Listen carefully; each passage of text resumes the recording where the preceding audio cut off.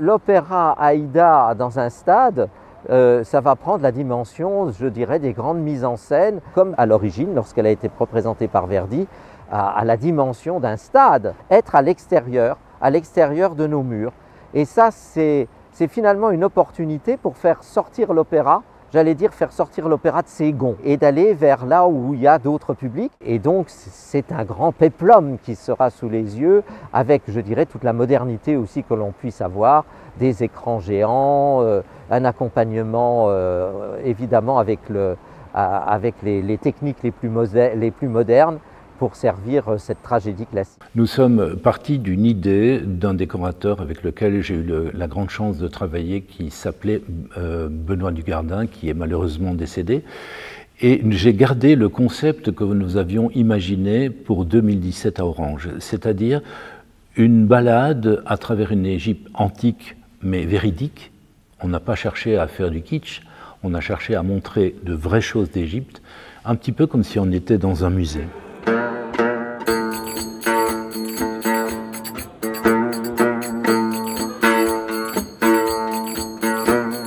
Une fois que le ballet s'en va, je redescends parce qu'il sert pour le jeu. Il ne faut pas aller au fond, c'est après que ça sera déménagé. Nous avons commencé les répétitions il y a déjà 3 semaines de cela, où c'était les répétitions avec les solistes. Et là, depuis 2 jours, nous travaillons avec les artistes des chœurs.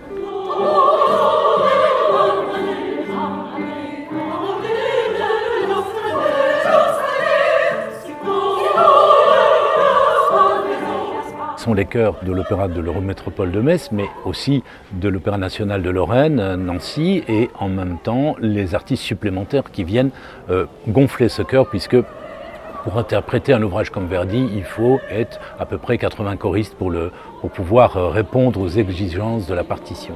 Aïda va arriver par là avec son panier et sa suivante. Et tout le monde se retire. Quelque chose qu'il ne faut pas oublier dans ce spectacle non plus, en termes visuels, c'est la présence du ballet de l'Opéra-Théâtre de l'Eurométropole qui participe aussi à cette production.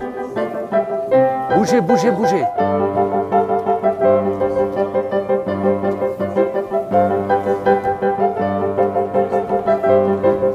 On travaille séquence par séquence, scène par scène, les déplacements, les intentions. Très bien.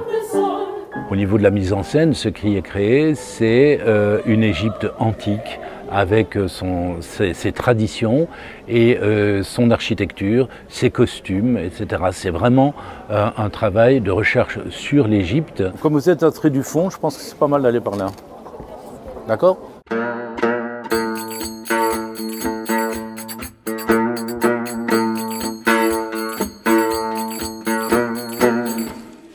C'est magnifique avec les chaussettes banane. Le petit plus de cette production. Alors, je ne sais pas la longueur des autres tuniques. On est en train de terminer les essayages. On a eu l'arrivée des choristes supplémentaires aujourd'hui, donc on est en train d'essayer leurs costumes. On a encore besoin de faire quelques retouches sur les costumes des solistes. C'est vraiment des détails, des choses à revoir avant de pouvoir voir tous les costumes sur scène. Okay. Oui, très bien. Sur scène, on va avoir, moi je pense, plus que 200 costumes. Une bonne partie qu'on a louée en Italie et une autre bonne partie qu'on a créée ici.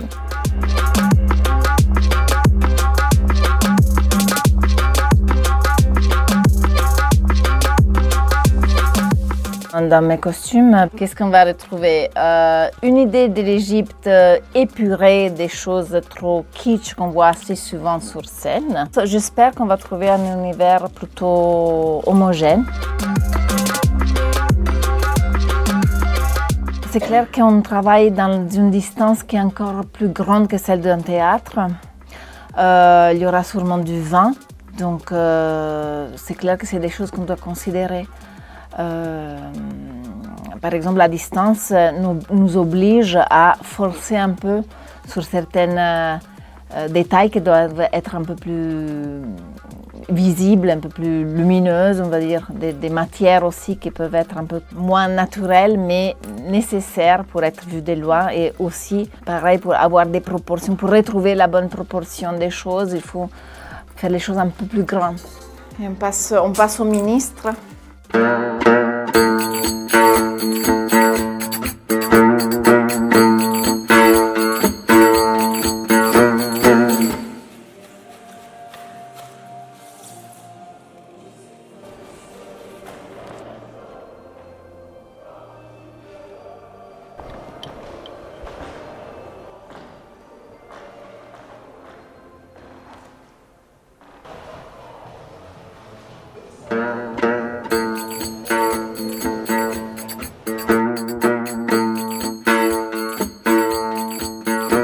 Est-ce que le coffret qui est cramé, ils ont le temps de le refaire, sachant que j'en ai besoin tout de suite?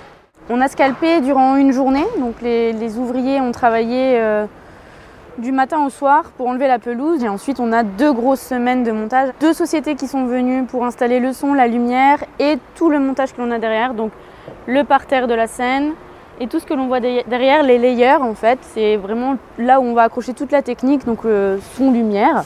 Si derrière les tentes que vous voyez, c'est le village des artistes. La problématique qu'il y a, c'est qu'ils ne peuvent pas, pendant le show, revenir à l'intérieur, donc utiliser les loges intérieures. C'est un défi technique. Il faut imaginer, le premier jour, on a quand même eu 9 semi-remorques qui sont arrivées sur la pelouse pour décharger tous les équipements qui arrivent chaque jour.